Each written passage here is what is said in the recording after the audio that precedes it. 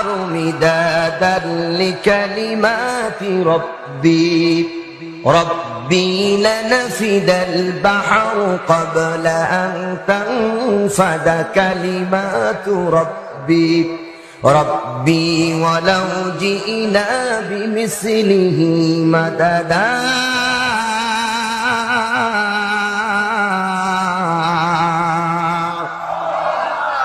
আল্লাহ পাক বলছেন দুইটা সূরার ভিতরে একটা হলো সূরা কাহাফ আর একটা হলো সূরা লোকমান। আল্লাহ পাক বলে, হে নবী আপনি বলুন, দুনিয়ার সমস্ত নদীর পানিগুলি যদি কালি হয়ে যায়, শুধু দুনিয়ার নদী নয়, এই সমুদ্রের সাথে আরো 7টা দরিয়া বা সমুদ্র যদি মিলিত হয়, দুনিয়ার সমস্ত গাছগুলি যদি কলম অঙ্কিত হয়ে যায়, গাছের পাতাগুলি যদি কাগজ হয়ে যায়, এরপর আল্লাহ রাব্বুল আলামিনের কালেমার ব্যাখ্যা লেখা শুরু করবে। মুকাদ্দামের ভিতরে, ইন্ট্রোডাকশনের ভিতরে, ভূমিকার ভিতরে দুনিয়ার সমস্ত নদীর পানি শেষ হয়ে যাবে, কিন্তু আল্লাহ রাব্বুল আলামিনের কালেমার ব্যাখ্যা লেখা শেষ হবে না। তাহলে ওজন কতটুকু এখন বোঝেন? ওজন কতটুকু এখন বোঝেন? দুনিয়ার সমস্ত নদীর পানি যদি কালি হয়, গাছগুলো যদি কলম হয়, পৃথিবীতে কত গাছ আছে গুনতে পারবেন? সমুদ্রে কত পানি আছে মাপতে পারবেন? কি কালি! আর গাছের পাতা যদি সব কাগজ হয়, আল্লাহর কালামের ব্যাখ্যা লেখা যদি শুরু করে, ভূমিকার মধ্যে সব শেষ, কিন্তু আল্লাহর কালামে আর ব্যাখ্যা লেখা শেষ হবে না। সুবহানাল্লাহ বলেন। ইয়াসিনে কুরআন, হাকিমে কালাম, এর ওজন কতটুকু, এর ওয়েট কত? না একটি আয়াত দিয়ে দলিল দিচ্ছি, সূরা হাশরের মধ্যে আল্লাহ পাক বলছেন এর ওজন কতটুকু। সম্মানিত সুধী লক্ষ্য করেন, আল্লাহ পাক এই কোরআনকে গাছের উপরে অবতীর্ণ করতে চেয়েছিলেন।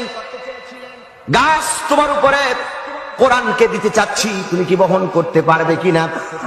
গাছ বললেন, রব্বুল আলামিন এই কোরআনুল কারীমের যে ওয়েট, এই কোরআনুল কারীমের যে ওজন, এটা আমার পক্ষে বহন করা সম্ভব নয়। আল্লাহ পাক সাগরের উপর অবতীর্ণ করতে চেয়েছিলেন, সাগর বললেন আমার পক্ষে ধারণ করা সম্ভব নয়।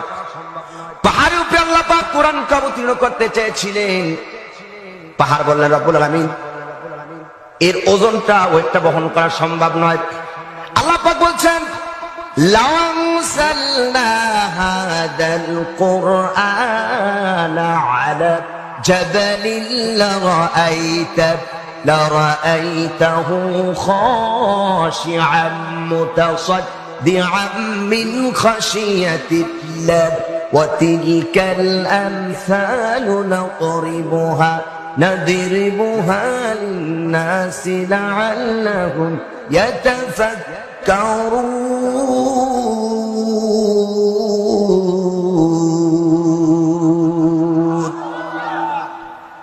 হে রাসূল, এই কোরআন পাহাড়ের উপর অবতীর্ণ করতাম, আল্লাহর ভয়ে পুরা পাহাড়টা গলে গলে খসে খসে পড়ে যেত। জোরে কান সুবহানাল্লাহ। সুতরাং এই কোরআন গাছ নিতে রাজি হয় নাই, সাগর বহন করতে রাজি হয় নাই, পাহাড় বহন করতে রাজি হয় নাই।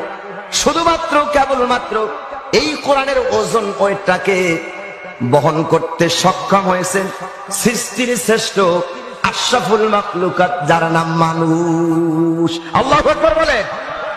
কারা? আমরা। জোরে বলেন কারা?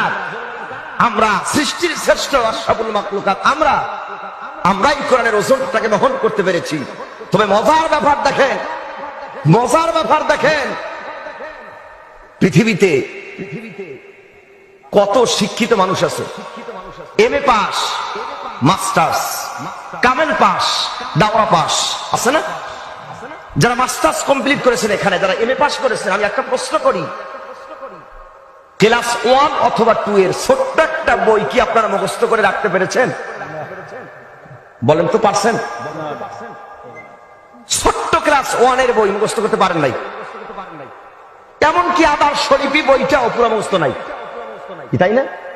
কিন্তু এত বড় কোরআন, বিশ্বময় লক্ষ লক্ষ কোটি কোটি হাফেজ কোরআন আছে, কতক্ষণ ঠিক কিনা? গোটা পৃথিবীতে এত বড় কোরআন 8 মাস 9 মাসে ছোট্ট ছোট্ট সোনামণিরা মুখস্থ করে ফেলেছে। আল্লাহু আকবার বলেন, আল্লাহু আকবার। গত 3 থেকে 4 দিন আগে যশোর মনিরামপুরে একটা প্রোগ্রাম ছিল আমার। একটা হেফজখানার ছাত্রদের দেস্তারবন্দি উপলক্ষে তাফসীর ছিল। ওই প্রোগ্রাম আমি অ্যাটেন্ড করলাম। ঠিক 8 বছরের একটা ছেলে 30 পারা কোরআনের হাফেজ হয়েছে। মাথায় পাগড়ি দিয়ে বললাম, আমার কাছে মনে হচ্ছে যেন আল্লাহ তাআলা যেন আটলান্টিক মহাসাগর এই ছোট্ট বাচ্চার সিনার ভিতরে আল্লাহ ঢুকাই দিচ্ছে। এর নাম কোরআন। এত বড় কোরআন একজন হাফেজে কোরআন সিনার ভিতরে ধারণ করছে। লক্ষ্য করেন সম্মানিত সুধী, এই পাশে কথা বলে কারা, ওদেরকে নিয়ে আসেন, ওরা তাফসীর করুক। লক্ষ্য করেন, তাহলে কোরআন হাফেজের সিনে আছে না? এবার একটা তথ্য দিই, এবার একটা চিকিৎসা বিজ্ঞানিক তথ্য দেই। এবার বিজ্ঞান, আমার দিক সবার মনোযোগ আছে তো? একটা বিজ্ঞান, এবার একটা বিজ্ঞানিক তথ্য দেই। সম্মানিত সুধী,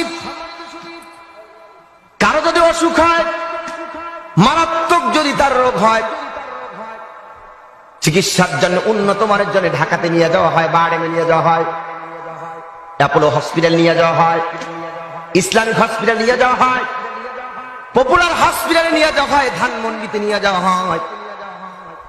যন্ত্রের মাধ্যমে, মেশিনের মাধ্যমে তার কি সমস্যা পরীক্ষা নিরীক্ষা করে ধরা পড়ে। তাদ অনুযায়ী ডাক্তারেরা চিকিৎসা করে, অপারেশন লাগলে অপারেশন করে।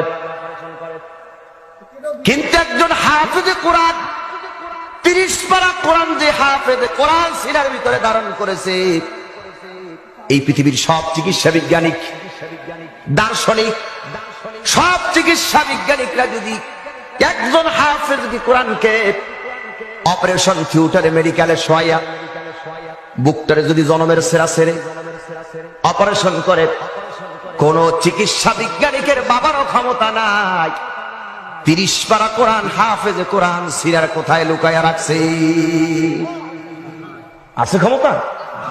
কোন চিকিৎসা বিজ্ঞানিকের বাবার ক্ষমতা নাই। হাফেজে কোরআন এত বড় আল্লাহর কালাম কোথায় ধারণ করেছে?